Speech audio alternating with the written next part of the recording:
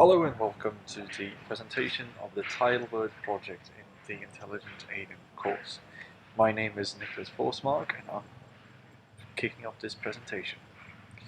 The team who has worked on this project is myself, who has been mainly involved in the architecture and the development of the utility functions. Prenra, who has been the main head behind our genetic algorithms team. Shailesh, who has been working with me on the architecture and utility. Bhargav, who has been working on communications and utility. And Chetna, who worked together with Prenra on the genetic algorithms and together with Bhargav on communications. So the first thing we did when we sat down and decided on what to do for our agent, we decided that for the basis of our design, we wanted to use the practical reasoning agent, specifically the same basic architecture that was mentioned during the lectures. Having created a simple agent of this kind, we wanted, of course, to improve on it. One of the ways to improve on it was to create a hybrid between a reactionary agent and the practical reasoning agent.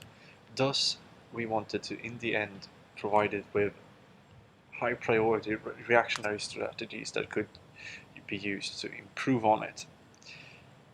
But so let's go down to the nit and bits of this architecture. There are mainly three things that were important for us to define and use in this architecture, and those three are the impossible function, the reconsider function, and the sound function. Starting with impossible. What intentions are actually impossible to perform?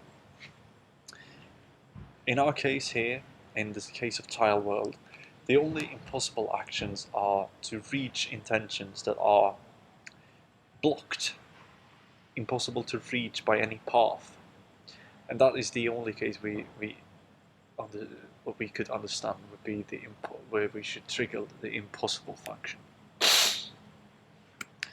We personally decided that we wanted our agent to constantly reconsider its plan of action through every step in the simulation as we were using. We wanted to implement the high priority reactionary strategies. And the only way to make sure that these could be executed was to actually reconsider our intentions and our beliefs at every step. The sound function then is merely to see if our intentions has changed during the step of reconsideration. If our intention has changed, then of course our plan has to change. If the intention has not changed, then it will be easy to continue with the plan that was previously in place. So, if we're looking at a good practical reasoning agent, we needed good decision making and to find a balance for when to reconsider and when not to. And as previously mentioned, we found our balance by making sure that we reconsider every step, because that is the way we wanted to introduce the hybrid structure into it. Good decision making, on the other hand, is something that is performed by the utility functions. Let's discuss the utility-based agent design. Basically, the agent has various options. Either it can pick up a tile, refuel or put a tile in a hole, or it can explore. The agent calculates the utility for these three intentions and chooses the intention with the highest utility. However, when the maximum utility is less than this explore threshold, then the agent explores. So how do you calculate utility for picking up a tile or putting a tile into a hole? Basically, the utility should depend on two factors. One is the distance of the tile or hole from the agent, and the second is the age. How old is the agent's memory of that tile or hole? The distance utility is calculated using the following normal distribution formula. This formula contains the distance, maximum distance, as well as the standard deviation as parameters. It can be better visualized here. As you can see, as the distance increases, the utility decreases. This kind of sharp decrease is very important, as you want the utility to decrease sharply for higher distances. Thus, a normal distribution is justified. Now, if we want to change this sharpness of decrease, we can modify this by changing the standard deviation in this function. So if the standard deviation increases, the curve will go something like this. If the standard deviation decreases, the curve will go something like this. Again, for the second factor, which is the age, we calculate the decay factor, which ranges from 0 to 1. This also has another standard deviation, which will determine the dip of the curve. Now, as you can see, as the age of the agent of the tile and the hole decreases, the decay factor decreases sharply. So when the age is 0, the decay factor is high. So the final utility is calculated by multiplying the distance utility with the decay factor. The whole function for calculating utility can be visualized here with distance on the x-axis and age on the y-axis. As you can see, if the distance and the age are close to 0, the utility of the agent to go to that tile is very high. A second utility is then calculated for each tile and hole based on the number of neighbors. A search limit is then derived, and a utility of a given tile or hole is calculated based on the number of similar neighbors within the search limit. This utility also normally reduces with distance from the neighbors.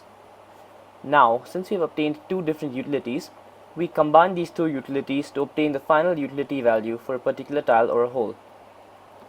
As you can see in this example, the robot is in the middle, but there are three different locations it can go to.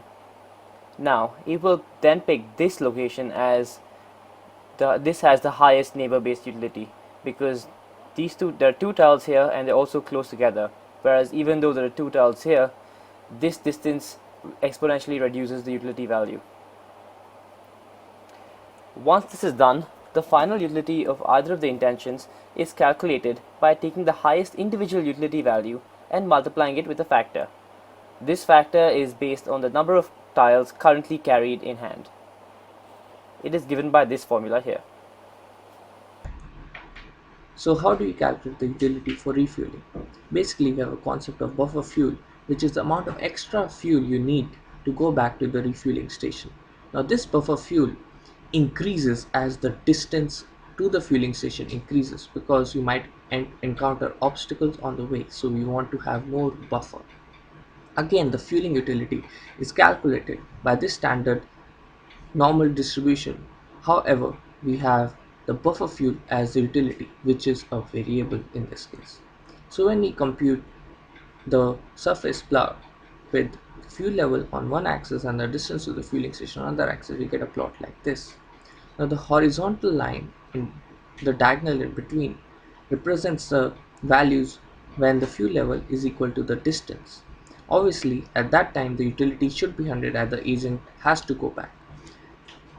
On the left half of this diagonal, the utility is always 100 as the distance is more than the fuel remaining.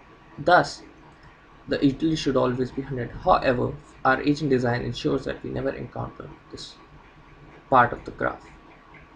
For the other part, when the distance to the fueling station increases, as you can see, the dip is gradual. This is because we have more buffer fuel, as you can see in this dynamic standard deviation. So when the distance is 80 and the fuel level is 100, there is a difference of 20. But still, the agent prefers to go back to the fueling station as the utility is high. But when the distance is 20 and the fuel level is 40, the agent prefers not to go to refuel, because we don't need that much buffer fuel. Now let's move on to how do we explore. Basically, when exploring, there are four options: either to go north, west, east, or south. The agent maintains its trail of points by using a special data structure called snap value. Basically, a snap point is a representative point of a bunch of points, and when the agent travels through, the snap points are computed and stored in the agent's memory. The trail of the agent can be seen and visualized something like this: some range around the snap points. When the agent decides its direction to explore, it will basically try to avoid the snap points it has already visited. Using communication, it is also possible to know the other agent's location as well as its target location. So the agent also knows the other agent's snap points and the target, and the agent can avoid going in those directions. So basically, using these information, the agent decides to move north in this case. However, if there are more possible directions, then the agent will choose random. I would like to talk about the communication strategy implemented by the idea behind the strategy was to introduce cooperative behavior between the agents. We had a list of objectives we wanted to fulfill. We wanted agents to help each other out by providing useful information. We wanted to increase the total explored area. We wanted an agent to be continuously aware of its partner's location. We wanted an agent to communicate its intentions so that we could avoid clashes and hence save time and fuel resources. The communication structure built upon the already existing agent structure. An agent receives information from its partner, then senses the environment, uses this information to think and performs an action. It then sends the newly updated information back to its partner. Here's a situation where we use communication to make a request and receive a response.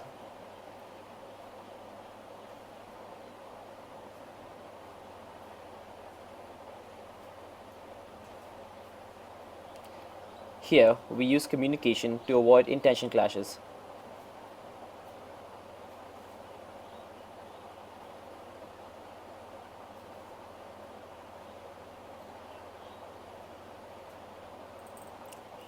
Here, we use communication to update outdated memory.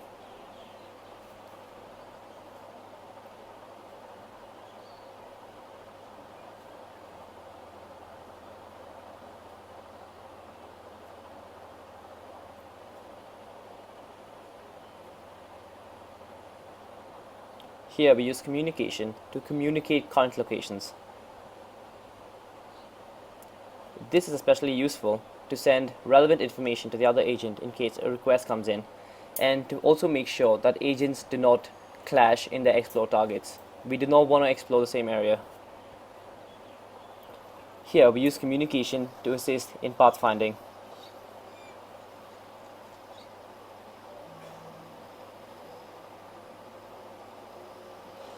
In this situation, we calculate an obstacle as follows. We create a rectangle of length and width 20 using the agent's current location and its intended target as two edges of the rectangle. We generate 10 random points within the grid, and from the working memory, we find the closest obstacle for each of these points. From these 10 obstacles, we return the obstacle closest to the agent's target location. And then agent 2 returns this to agent 1. This helps agent 1 in computing a better path, which saves potential time steps. Some extra information. We follow a system similar to handshaking. The information to be sent is dynamically decided based on the scenario, as we have a 3-message limit. The choice of which message to send is decided based on a priority system. The priority of deciding between the scenarios is as follows. Intention change is given the highest priority, followed by updating outdated memory. This is then followed by requesting for a tile or a hole, and then followed by pathfinding assistance. The location is communicated at short fixed intervals of 5 time steps, as the agents are continuously in motion, and this information should not get out of date. Hence, this is not part of the priority system. Results. This graph shows the results of implementing the communication algorithm. As you can see, there's a slight increase after implementing communication in each of the environments. However, we feel that the increase in results is only slight, as our individual agents perform very well to begin with before the communication was implemented, and the score cannot improve beyond a certain point. But however, an increase is still noticed. I'm going to talk to you about agent parameter optimization using a genetic algorithm.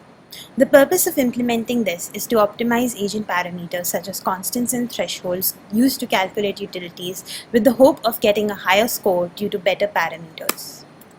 Constants or thresholds used by utility functions are hard to find, hard to predict, and are often calculated by hit and trial.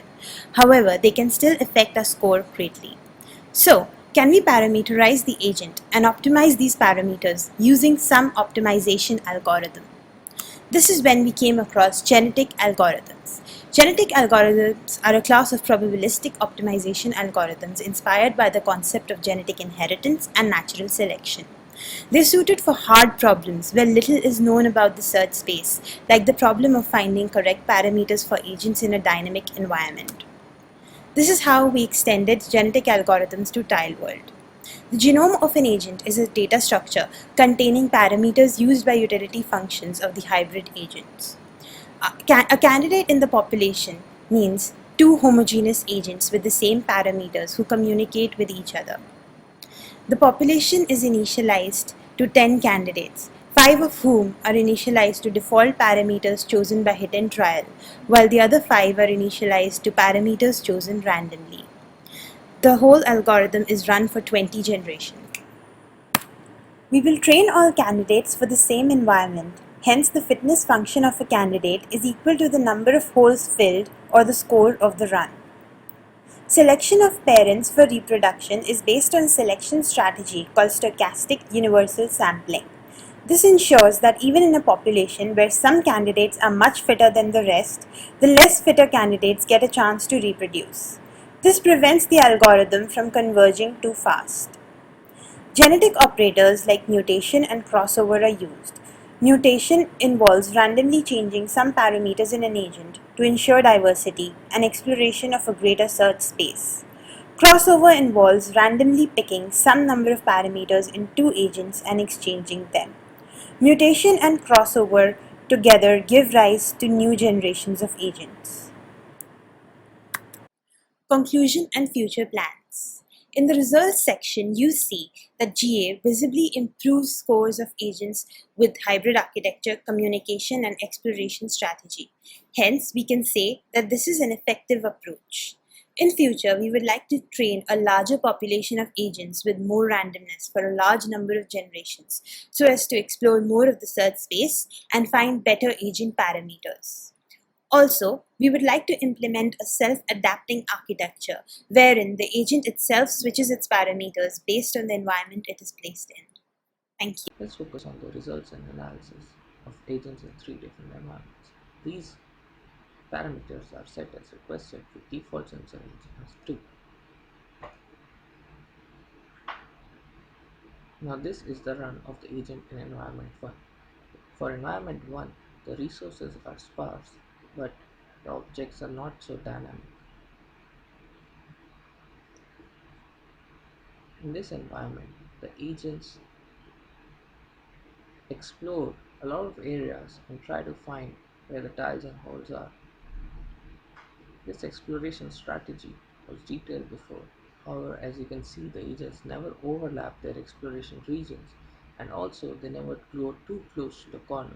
This is because they can already sense the corners from within 3 squares. For the score for this environment is 79. Now these are the scores when we test with different strategies and also different sensor range. For sensor range equal to 2, when we test with all the hard work done, that is including GA, strategic exploration, reactive architecture, and practical reasoning, we get this result. GA refers to genetic algorithms, which modifies the parameters. As you can see, if we reduce any component, then our score reduces, as can be observed. For sensor range 3, our score is higher as expected and also reduces when some components are removed. Now we test environment 2, for which we set the desired parameters. This environment is very dynamic, but there's a lot of resources.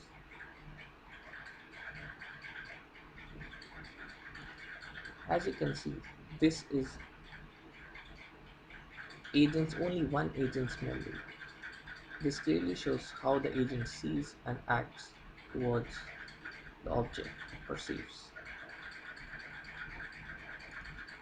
Score for this environment is 661, and as you can see, it follows similar patterns for sensor range 2 and 3. For sensor range 3, our high score is 747, including all components. Now for environment 3, Again, we set the desired parameters and run the agents. This environment is very huge. It has very few tiles, a bit more holes, and a lot of obstacles.